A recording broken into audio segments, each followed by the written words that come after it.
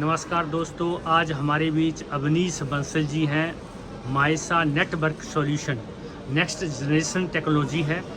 आज यहाँ पर प्रगति मैदान नई दिल्ली में एमएसएमई का एक्सपो एंड सुमित चल रहा है, जिसमें जेएंडके के गवर्नर जी आए हुए थे। यहाँ 3 दिन का एक्सपो चला हुआ है, जिसमें बहुत से विभिन्न मंत्रालय से लोग आए हैं, अधिकारी और मंत्रीगण।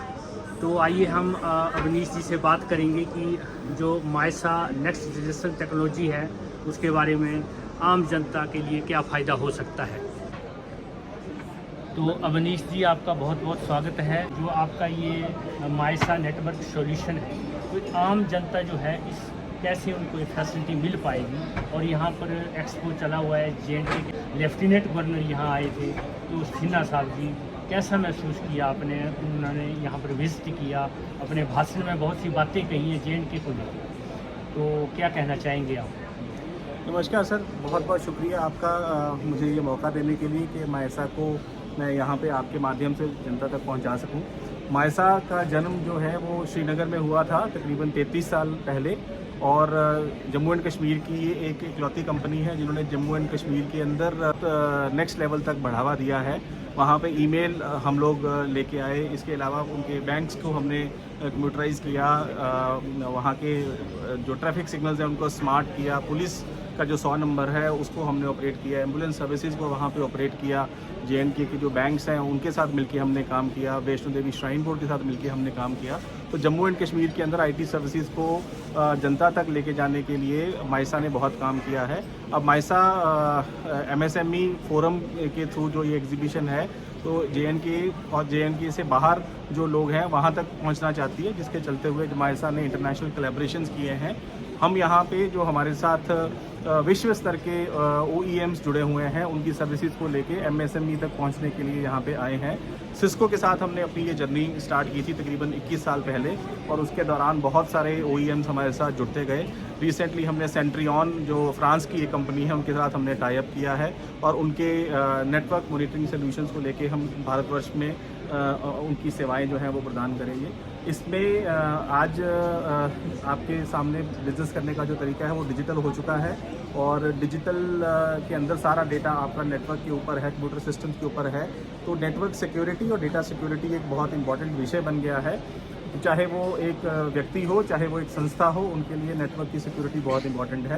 तो हमने विश्व स्तरीय कंपनीज के साथ जुड़ाव रखा है, जिसके थ्रू हम उनके डेटा नेटवर्क की जो सिक्योरिटी है उसके ऊपर काम करते हैं।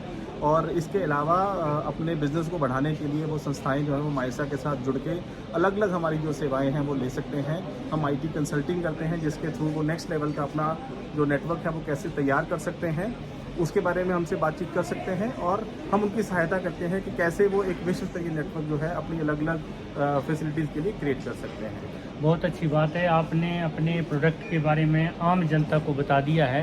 तो हमारे सिन्हा साहब जी यहाँ आए थे, बहुत सी अच्छी बातें बताई जेएंडके को लेके कि अभी जब से 370 धारा हट गई है उसके बाद जो है वहाँ पर शांति है, और जेएंडके में, कश्मीर में लोग उन्हीं वादियों में जो आज से कई साल पहले लोग घुमा करते थे बिल्कुल निश्चिंत है। तो क्या लगता है आपको कि ये बिल्कुल वैसा ही माहौल दोबारा आ गया है?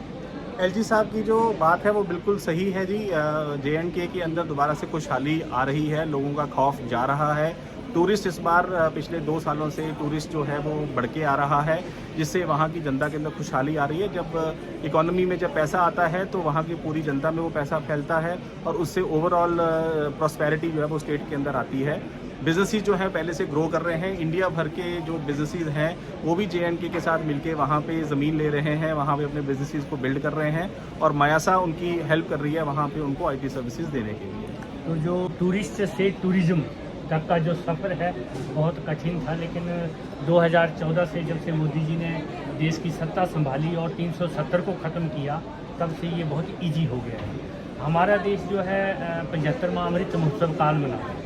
तो क्या लगता है आपको, जब मोदी जी का विज़न है 2047 में जब हम 100वां अमृत महोत्सव काल मनाएंगे, तो कैसा भारत आप देखना चाहते हैं? क्या होगा आपका जो मायसा है पूरे वर्ल्ड में, इंडिया से बाहर पूरे वर्ल्ड में जो है आप सुविधाएं दे पाएंगे? और पर्यावरण को लेकर भी बहुत समस्याएं, हालांकि टूरिज्म और टूरिस्ट ये बहुत सी ऐसी संभावनाएं हैं, तो क्या लगता है आपको? मोदी जी का जो विज़न है 2047 का, वो एक उन्होंने हमें एक दिशा दिखाई है कि हमने देश को कैसे आगे लेके जाना है।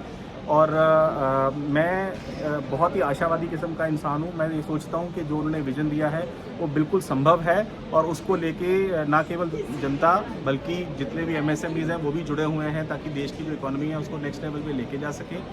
मायसा में हमने जो इंटरनेशनल कोलैबोरेशंस की हैं उसके अंदर हम सबसे पहले अपने आप को नॉर्थ इंडिया से इंडिया में, और उसके बाद इंडिया से सैप मीना रीजन में एक्सपैंड करने की कोशिश कर रहे हैं, जिससे कि हम वर्ल्ड के ऊपर एक पॉजिटिव इम्पैक्ट क्रिएट कर सकें, देश की जो सन्नत है उनको एक सिक्योर डेटा नेटवर्क दे सके। ये हमारा उद्देश्य पिछले 3 दशकों से रहा है, और हम इसी उद्देश्य को आगे बढ़ाएंगे, इससे कहीं भी डेविएट नहीं करेंगे। और जहाँ तक आपने सर्कुलर इकोनॉमी की बात की है, पर्यावरण की बात की है, मुझे लगता है कि मीडिया एक बहुत ही अच्छी पहल कर रहा है। आपके जैसे जागरूक जो जर्नलिस्ट हैं रिस्पॉन्सिबल जर्नलिज्म के थ्रू लोगों तक इस बात को पहुंचा रहे हैं। बहुत सारी संस्थाएं हैं वो जुड़ी हुई हैं जो कि प्लास्टिक के अगेंस्ट, गैस एमिशन के अगेंस्ट काम कर रही हैं, कार्बन फुटप्रिंट के अगेंस्ट काम कर रही हैं, सर्कुलर इकोनॉमी के लिए काम कर रही हैं। मायसा के लेवल के ऊपर भी हम जिन जिन इनिशिएटिव्स के साथ जुड़ सकते हैं और जो भी टेक्नोलॉजी कार्बन न्यूट्रल हो सकती है, वहाँ पे हम मिलकर संस्थाओं के साथ काम कर रहे हैं, ताकि हम मोदी जी के इस विज़न में और जो सस्टेनेबिलिटी गोल्स हैं जो यूएनओ ने लिए हैं उनके ऊपर मिलकर उनके साथ अपनी भागीदारी उस पर निभा सकें। तो बहुत अच्छी बात आपने बताई है नेट जीरो को लेके और कार्बन को लेके। अब हमें जो है भारत को अभी जो है G20 की अध्यक्षता मिली है, कितना फ़ख्र महसूस कर रहे हैं आप? एक भारतीय होने के नाते मेरे लिए बहुत फ़ख्र की बात है कि भारत को G20 की अध्यक्षता मिली है। ना केवल इसने भारत की जो कीर्ति है उसको वर्ल्ड लेवल के ऊपर G20 नेशंस के अंदर उसको इस्टेब्लिश किया है, बल्कि जहाँ जहाँ पे G20 की मीटिंग्स हुई हैं, जहाँ जहाँ पे G20 के जो उनके रिप्रेजेंटेटिव्स हैं, जहाँ जहाँ पे वो गए हैं, उन सिटीज़ के अंदर बहुत सुधार हुआ है। मूलभूत सुविधाओं को लेके, उनकी सुंदरता को लेके बहुत सुधार हुआ है। गवर्नमेंट ने बहुत इन्वेस्टमेंट किया है और वहाँ की जनता बहुत खुश है कि भारत जो है इस किस्म के इनिशिएटिव्स ले रहा है।